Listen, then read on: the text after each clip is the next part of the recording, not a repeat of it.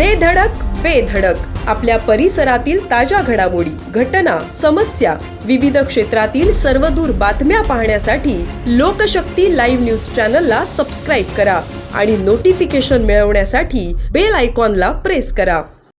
Panvel ST आगारातील महिला कर्मचारी नंदा कोळी यांच्यासह निलंबित करण्यात आलेल्या अन्य दोघा कर्मचाऱ्यांवरील निलंबन अखेर मागे घेण्यात आले आहे. निलंबनाची कार्यवाही झाल्यानंतर चर्चेत आलेले हे रील प्रकरण आता नव्या वळणावर आले असून तिघेही कर्मचारी पुन्हा कामावर रुजू झाले आहेत. या प्रकरणात संबंधित कर्मचाऱ्यांचा एक व्हिडिओ सोशल मीडियावर मोठ्या प्रमाणात व्हायरल झाल्यानंतर आगारातील वातावरण चांगलेच तापले होते. मात्र आता निलंबन मागे घेतल्यानंतर प्रकरणावर पडदा टाकण्याच्या हालचाली सुरू झाल्या आहेत. विशेष म्हणजे संबंधित व्हिडिओ पुढे व्हायरल करू नये अशी विनंतीही नंदा कोळी यांच्यामार्फत करण्यात आली आहे. पनवेल एसटी आगार हे पूर्वीपासूनच विविध कारणांनी चर्चेत राहिले आहे. आगाराची दुरवस्था, प्रवाशांच्या समस्या आणि प्रशासनाच्या कारभारावर यापूर्वीही प्रश्न उपस्थित झाले आहेत. जय महाराष्ट्र.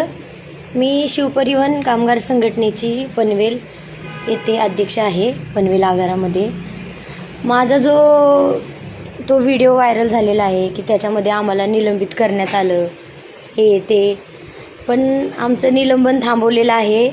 आम्ही तिघं पण कामावरती आहेत आणि चुकीच्या पद्धतीने आमचा व्हिडिओ पूर्ण महाराष्ट्रभर फिरवून काही नसताना आमची विनाकारण बदनामी करत आहेत सगळेजण. कृपया करून हा व्हिडिओ आता इथंच थांबवा आणि त्या व्हिडिओबद्दल आमचं निलंबन झालं होतं ते थांबले. आम्हाला 2-2 दिवस निलंबित करण्यात आलं होतं. त्याच्यामुळे आता आम्ही सगळेजण कामावरती आहोत. त्याच्यामुळे हा चुकीच्या पद्धतीने पूर्ण महाराष्ट्रभर व्हिडिओ पसरवायचा कृपया करून बंद करावा ही माझी विनंती आहे तुम्हाला. आणि आम्ही त्याच्यामध्ये असं काही चुकीचं केलेलं नाही.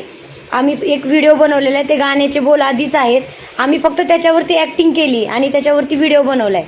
आणि याच्यामध्ये काय सगळे ऑल डिपार्टमेंटमध्ये व्हिडिओ बनवत होते त्याच पद्धतीने आम्ही बनवला.